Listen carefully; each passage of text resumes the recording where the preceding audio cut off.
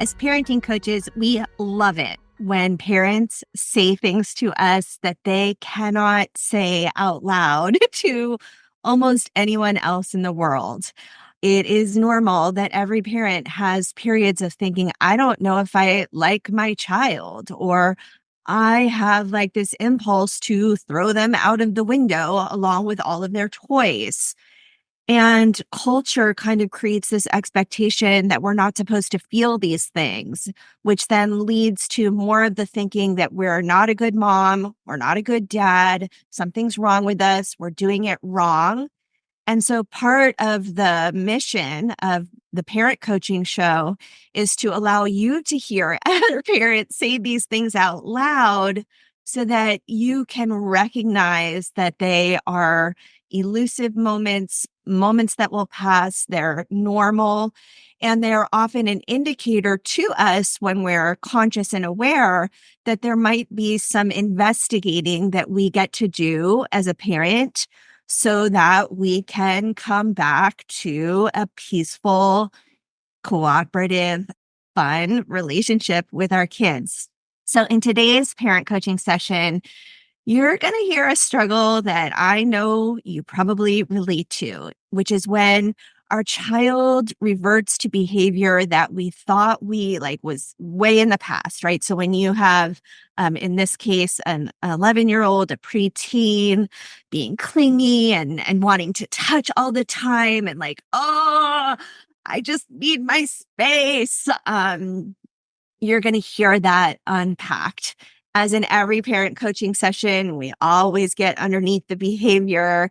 And what I love about this session is we're going to talk about specific strategies for you as a parent so that you can be more resourced, right? Have more capacity, have more energy, have more patience, because your needs matter too. Take a listen.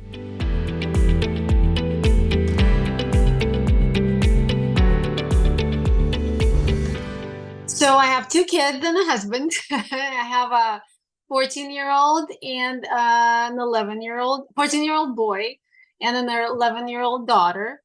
And today I wanted to talk about my daughter and kind of bring this up that's been eating away at me for a while. She is 11, so she is getting into the whole development, getting into tween age and then teenage years, and she is very clingy. So to the point where like sometimes I can't handle it, especially if I am tired or not fully there, I guess. So she's very attached to me specifically.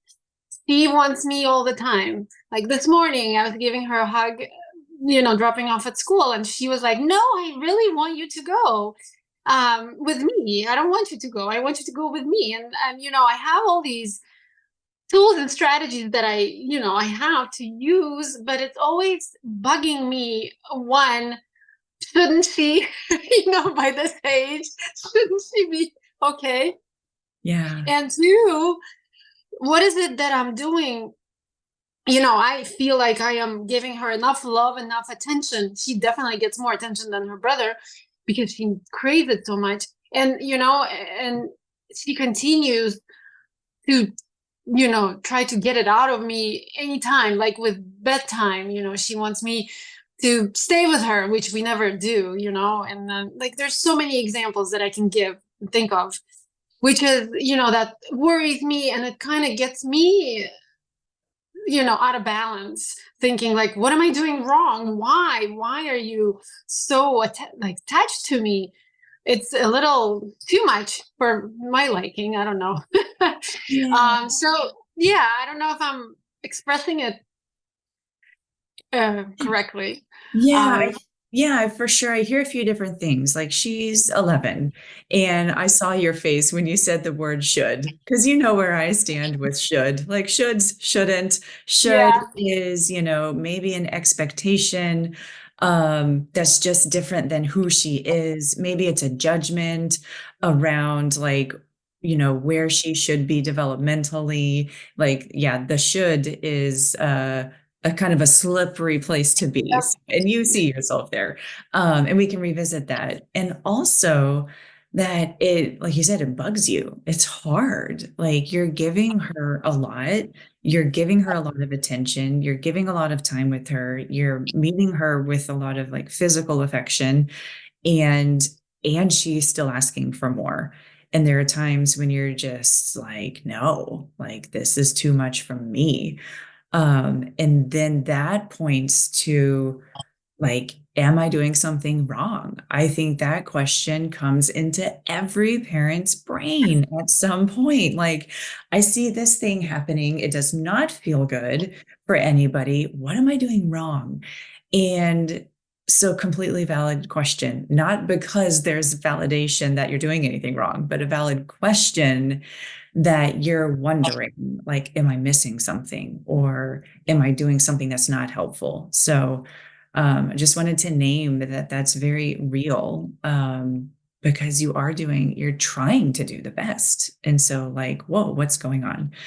So, I mean, it makes so much sense. And I'm curious, like you said, sometimes, I can kind of handle that. And other times I'm just, I can't. And so I'm curious if you notice like an ebb and flow either throughout the day, like from morning to afternoon to night. Is there a shift? Or like during the week, is there an ebb and flow? Like what sort of pattern is there when, yes, I can handle this, I can be there for her, I can be close, versus, "Ugh, enough." Well, I think it's more of the way I set myself up in terms of, okay, I understand, like I'm also a parent coach, right? So I understand all these things that are going on. And I kind of can talk myself into like, okay, I see that she needs this and I'm her mother. I can provide it for her. And, I'll give her this extra attention here and there. And as we go through the day, my resolve kind of goes, okay, oh my God, I gave her so much already. And, we have this conversation again, like, you had, like, she would say, oh, like I had an errand to run, right? And I left the house and we came back. She's like, you left me. And now, like, I'm so sad. Like she trying to guilt trip me into it. And in my head, I'm like, well, come on, seriously. We just spent like an hour hanging out. And then I have my stuff to do. And so it's like, it goes through, and of course goes through the day. And of course it also depends on her, sometimes she's not as clingy as another day, right? So, and it doesn't get to the point where she goes and says, like, I need you, nobody else, I just need you. And it gets to the point where I feel like a failure, right? So like I'm doing all of this, I am seeing her, I'm validating her emotions. Like we always talk about how it's okay to feel, feel the emotions. I'm there for you. I'm holding, the space. So I'm doing it all right. I'm Mhm. doing everything I should be. And it's still like, some nights she has a hard time letting me go, to sleep myself. So yeah, and that's just where it's more of a, like you said, I feel like I'm doing something wrong, or I'm not doing it the better way, a right way. I mean, I don't want to say right way because there's no right way, but you know what I mean? No, I know it. I completely understand. Like you've learned a lot, you've gathered a lot of tools, you implement them, you see yourself, you're checking with yourself, like you're seeing your daughter, like all of like you have so many components that are contributing to a really connected and healthy and secure relationship. And you're still seeing what I'm guessing you view as like maybe like symptoms of something that may not be a secure relationship. Is that kind Yeah. of the question? Yes, this is so true. I thought about that too. Like going over through the different attachment types, and I was like, well, I am doing, or like I think I'm doing everything that, and it's conscious. Like I want to do it all for her and for both of my kids, But then in response, what I get sometimes from her is not a secure attachment. Mhm. And that's like, it's kind of like, well, and I was, yeah, like you were telling me, you were retelling what I was saying, and I kind of thought about this. This is a great example, isn't it, of how you can do everything you should be doing, right?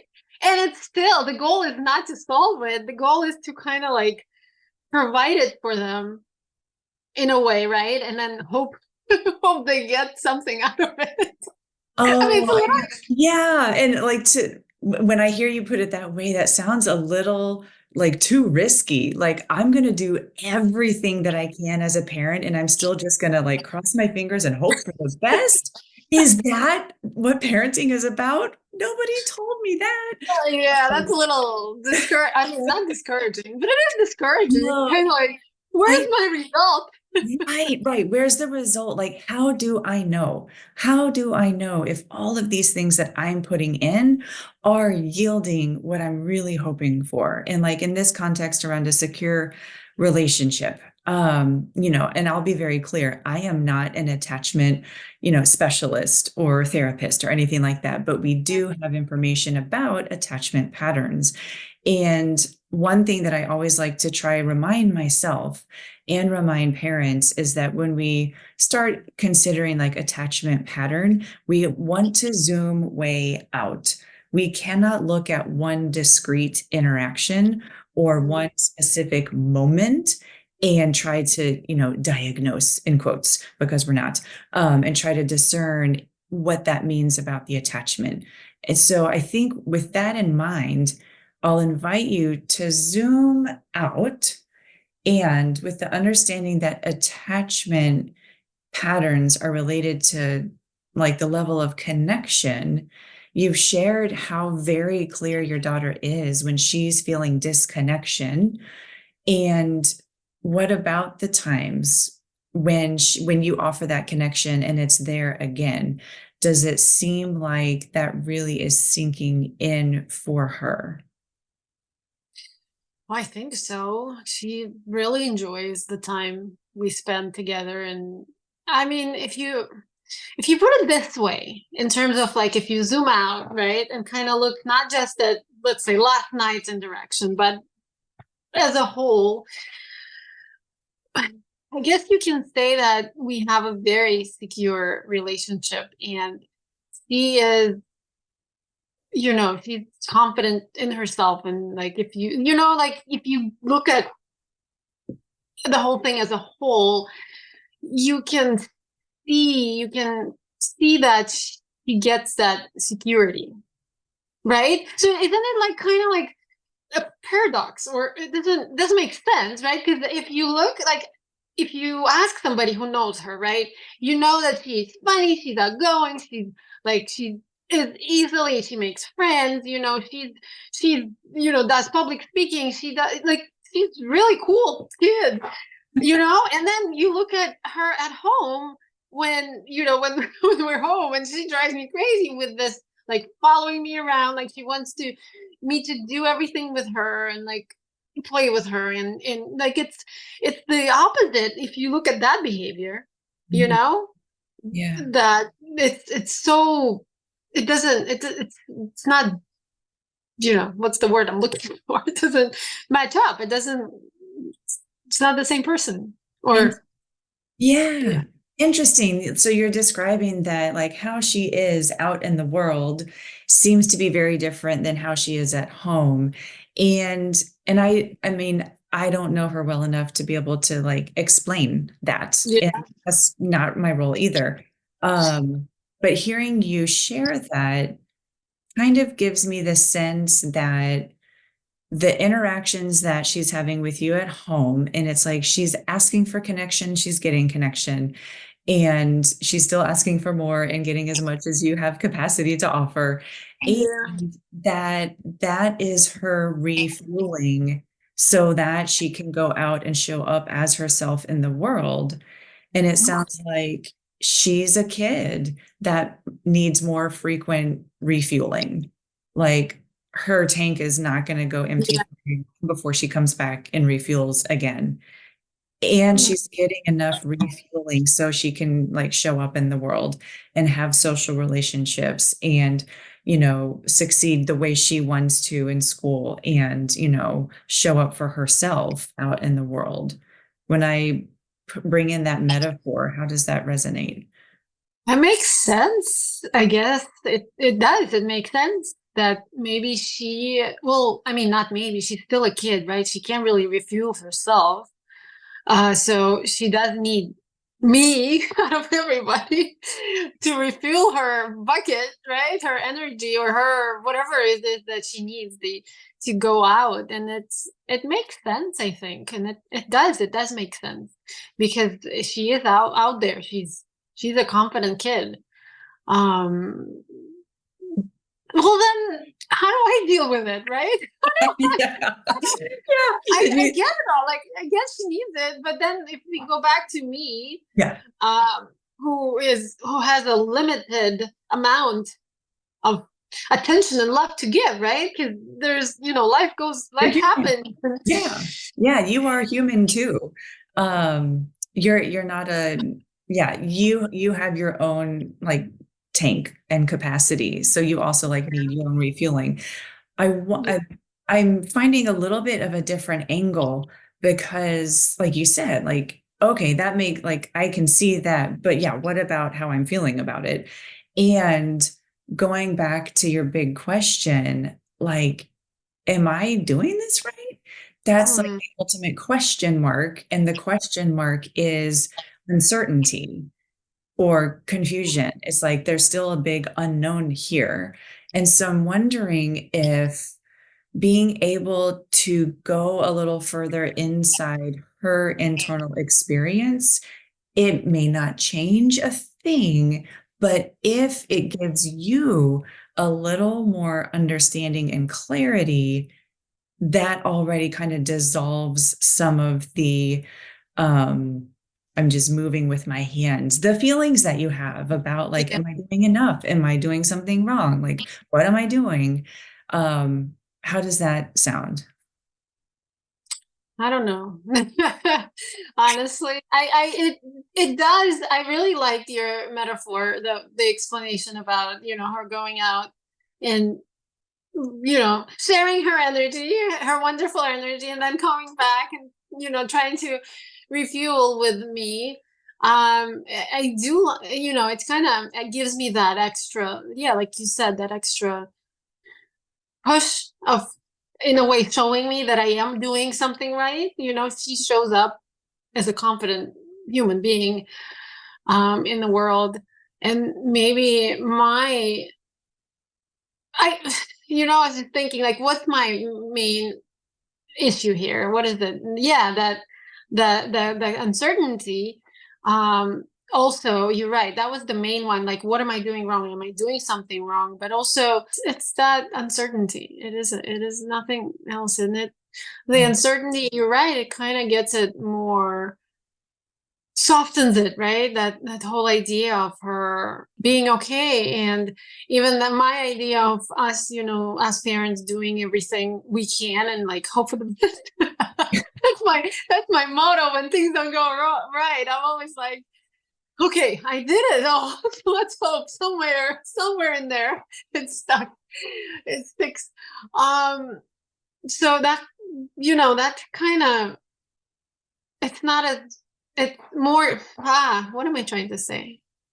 It's more clear that Yeah. it's working, right? Here, yeah, we were going with like, how do I know if it's working? Like, rather Yes. than cross our fingers, how could I actually know? So if you're open to kind of playing with a different approach, there is something coming to mind because of how old she is that I'd be curious to see how you think it might land with her. If you're open to like, here's a potential strategy, and it's a communication. So you're nodding your head, so I'm going to go with Yes, it. I'm very open. It's really about what Dan Siegel calls mind sight. So being able to go further into her internal world. And it sounds like where you've been able to get already is like seeing her emotion, validating, acknowledging that, holding space for that. And because she's 11, I wonder how she might respond if you asked her a question like, yeah, when I went to the grocery store, you really didn't like that at all. I get it. You were really sad, really upset. I'm wondering, what were you telling yourself while I was gone? Or Mm. what did it mean to you that I was gone? That's one of my favorite questions. Like, what does this mean to you? I love this because I've spoken with her about how we tell ourselves stories, and a lot of times stories, it's all what we tell, the whole thing about how it's in our Totally. heads and it's Yeah. not. So yeah, that's a great question to ask in any of those situations where she'd be like, I need you. And like, if you're not here, it's the end of the world. Like, sometimes we go out and she would text me, like, when are you coming back? Even though I know she's safe, she's okay. Like, she's okay. Her grandma's here. Like, they're fine. So that's a great question, I think. And she would definitely be open to it because we've had conversations like that. Yeah. Um, yeah, that's cool. Yes, I will definitely try that. Okay. To And I wanted to says, bring that in because, like you said, it sometimes feels like a guilt trip that she's sharing so much about her experience and maybe expecting you to then feel really bad. So you yep, change your behavior. Oh, does that sound familiar? That a child has learned if I can make someone else feel pain, like feel the pain, they might change what they do.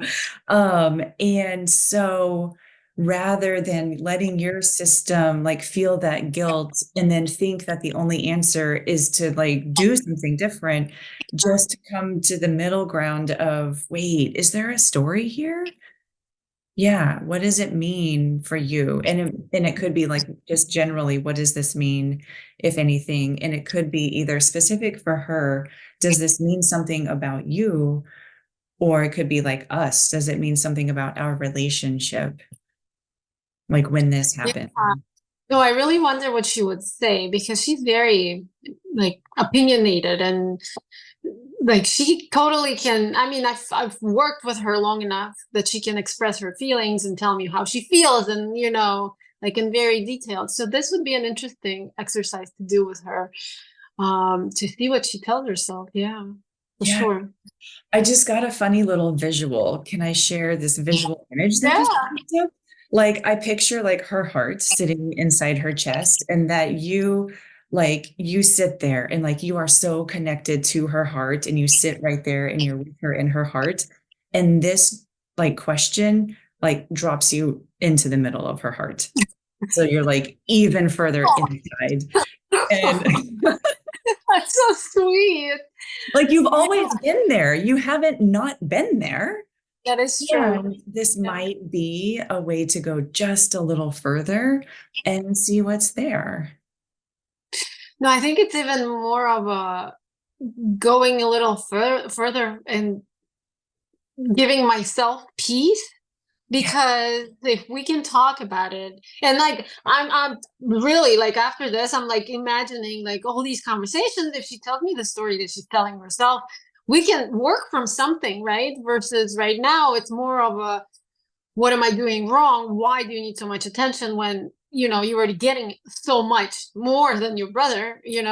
And this is exactly what I was after, in a way, to kind of see a different way of approaching it without blaming anybody, like not blaming her for needed this much attention, Yeah. or because I understand, she's not doing it to make me feel bad. It's obvious that she needs it, that there is something there, and stop blaming myself as a parent, saying that, oh my gosh, you're doing things wrong. That's why she's like this. If you could have, there's all the words that you're not supposed to think. You've done it wrong. I mean, if you've done it right, then it wouldn't have been happening. Oh, yeah. So That voice of self-judgment. It's a yeah. familiar one. Yeah. Preteening is hard. Like these, especially preteen girls, it's a whole new world, there's all these new dynamics, there's all these new relationships, there's frenemies coming out, there's social media pressure. And one of the things that we know is that under stress, we regress. And what that means, if you're listening, is that any human being, when, in a new environment, when in a stressful world, will kind of revert to, when we're talking about children, kind of younger behaviors, when we're talking about adults, reactive behaviors that we thought we had gotten over. It's oh so normal. And I could just feel that feeling of like, well, how are we here? Like, this is an 11-year-old child. I thought that I had my body back to be myself. So, Alan, can you say a little bit more, perhaps, just to contextualize the preteen experience? I know you have a daughter in this age range as well, to kind of bring some of that mindset that you heard you guys talking about into our discussion. Yeah, I think one of the hard concepts to keep reminding us as parents that exists in our parenting is the non-linear growth. And so even though we've seen a child develop through these stages and through these milestones, and they get older and all these things happening, and now they're in a whole nother phase of development, we inadvertently assume like everything that we've seen happening is just going to continue, and we build on from there. And in the human experience, it is messy, it's topsy-turvy, it's inside out, upside down. And so when I consider an 11-year-old, oh my gosh, yeah, there is so much capability and capacity and a lot of growth still happening in exciting ways. And they will still have their moments of intense need. And what, as a parent, we might perceive as like slipping backwards or regressing. And I think when we view it that way, that can add to the frustration. But if we can view it as, oh man, okay, we're in this different phase, and it's not like that smooth process I keep thinking it's going to happen. Well, here we are. I think that acceptance of this non-linear human complex growth can start to ease some of that frustration. As we were talking about this session, you shared that you love when your coaching clients use words that might seem harsh or judgy towards their kids, which might fly in the face of what people assume parent coaches think. So can you say more about why that is? Oh, for sure. There is a big difference between the language that we are going to use in front of our children. We want that language to be healthy, connecting, supportive, authentic, and coming from our most kind of grown-up resource self. That's the goal. What I love about being in a coaching container is that is the space that's completely open to the raw, unfiltered, like unspeakable, that you wouldn't dare admit was happening in the background. Our coaching container is the space where that is so welcome. And it's not just welcome, I would say it's necessary, because when I can invite a parent to open up in that most raw and vulnerable way, that's where I know we can reach the deeper layers of what's really happening in their experience. So when I talk to parents in that coaching container, I really invite them to just lay it all out, just, dish it out, because that's going to give me the more realistic picture of what we are working with. And that's going to help them more learn what is keeping them from showing up in the way they want to with their children. So give me all the dirty, nasty, like I would never admit this out loud. That's where I want to be with you. Yeah, it's so vital because, so many things happen when we keep them inside, right? That speaks to self-shame and guilt, right? Like, I'm such a bad mother that I have these thoughts about my child that if I shared them with someone, they would be equally, aghast. They would feel as terribly about me as I feel about myself. And when we give these thoughts voice, they very often lose their power pretty quickly in the light of day. And then we can get out of ruminating and perseverating and obsessing over it and start to move towards solutions. I have many friends who are therapists and work with people, and there's just nothing more frustrating for professionals when a person isn't bringing the whole truth, the whole story to a therapy session or to a coaching session, because we can't meet them where they truly are. So anyway, I just love that you have the trust with Ina, which you shared. You guys have built a great relationship for her to feel safe in, saying things that we might not say in polite company.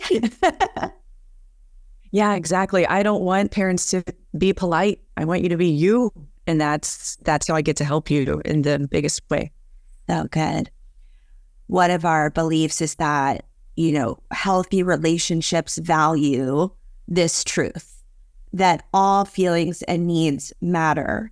And I was curious as I was watching the session about how these are our children. We're responsible for them, literally and figuratively, until they start to become more autonomous and more independent, when we actually, I think, need to become more intentionally less available for meeting some needs so that they can grow into building that framework for themselves.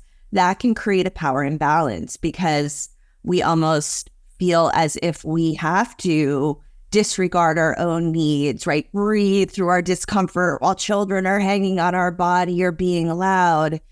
And I'm wondering if you have advice so that we can be more resourced, meet our own needs, to be able to provide for our children without exhausting ourselves or, falling, there's this whole battered mommy syndrome, right? Where like moms are letting themselves literally be hit and kicked because they don't think that they can set a boundary. And to be clear, what we teach here at Jai is not that. Yeah. Help me unpack all that. That was a lot of words. Yeah, no, there's, in the parent-child dynamic, there is so much complexity in holding the idea and the reality that every person's needs are valid and they matter. And also the reality that children are growing and developing and rely on parents to help get their needs met. And so I think the best way I can kind of help bring words to this dance is that there will be moments when the parent and possibly the child will feel some temporary discomfort. There will be some impatience or frustration, and that we're not trying to create some sort of utopia where everybody's needs are fully met every moment of the day, because that's not possible. We have life. We have fluctuating needs. There are so many different factors and variables that make that not realistic. And so the next best thing is to, I think, for the parent to continually check on themselves, engage, how resourced am I? Do I have enough that I can make it through here and I can still show up for my child, even though I'm not at 100%? Or do I really, is my best choice right now to step aside at the risk of some temporary discomfort from my child, and resource myself just a little bit more so I can come back and really meet my child where they are? And there's not a straightforward recipe or formula for that, even for one person. That can change day to day, season to season. And so I think it's really that internal reflection process of checking in with yourself. Where am I right now? Do I need my own support? what's possible right here. Yeah, I get that. I mean, I think that, it is useful for children. It's not always pleasant. It's not always, especially as they're reaching, a more cognitively developed age. Yes, they're still children. And as they're moving into middle school and high school, these heart aching moments of letting them find their own footing, even though it's hard, even though it's wobbly, even though they, are coming to us and saying, I need you, I need you. We do have a responsibility as peaceful, gentle parents to prepare our children for life, for the world. And that can be really hard for, especially in this community where like parenting is our thing and it is our purpose. And we are like the most committed parents in the world. I do think that there is an important truth here, which is, like our kids are going to feel these uncomfortable feelings from time to time. And we get to resist the urge to make it better in the moment and allow them to go through that process, because kids will be self-resilient when given the time and space to do so. But if we're constantly stepping in, over parenting when not necessary to protect those feelings, the risk is they don't gain that skill of resilience. Yeah. Said as the mom of, a 17 and 19-year-old. So I'm a little bit further out, but it's definitely been my big life lesson these last, 4 years when they were both in high school, to train myself to self-soothe when they were, upset, stressed out, having problems with friend groups, feeling lonely, and give them, the trust to find their way through without giving advice, without lecturing, without, fixing it for them. And I'm glad, because I think it has prepared them to, go to college and be responsible and understand their boundaries around who good friends are and what they appreciate and what they don't so much appreciate. And so I think it's paid off, but it was hard as heck. Yeah, absolutely. And I think what I love about this tween and early adolescent stage is that parents can tap into the access that this age has to language. And we can invite more opportunity and through different lenses and different frames to give more voice to the child and like really invite them to share and find ways to share about their experience. Because I think that is the path toward resilience. Like resilience isn't just pushing through and forcing yourself and like hoping that it's going to be okay. Resilience, I see, is being in a struggle and being able to reach out and receive support during that struggle and then come out the other side and say, wow, okay, I see how hard that was. And I see what I gathered to help myself through it. I didn't do it all on my own. Maybe there were parts that I did do on my own. And here I am through it, but not still holding it or not just pretending it's not there, but like truly going through and coming out to the other side. Yeah. It just brings me back to this idea of values-led leadership that we teach when we know, and it's constantly changing, right? Like values aren't fixed. They're, they shift with time and children's age and what's happening in their life. And so, when it comes time, that the value is self-reliance, autonomy, then we get to use that value as the anchor of our choices. When a child is going through a hard time, the value might be, secure attachment and safety. And so we're going to make our decisions based on that stated value. And this is how we live into the ultimate responsibility that I think that we have as parents, which is to teach and pass along the values that matter to us, that matter in our family ethos, and that give our children that kind of operating system of integrity and decision-making as they grow. Yeah. The piece around decision-making is where I get really excited, because I think for a lot of parents, they're afraid at the possibility that their children will grow up and not hold the same values. And that's real. That makes sense to me. And I think if we can involve our children in the process of discussing our values and where they come from and how we embody them, then our children have the process for deciding their values and why that matters and how they embody them. And I think I hope, because my kids are only 10 and 7, that 10 years from now, even if they express values that are different from mine, I'll have the trust that I know how they've come to adopt those values and how they support them in their authenticity.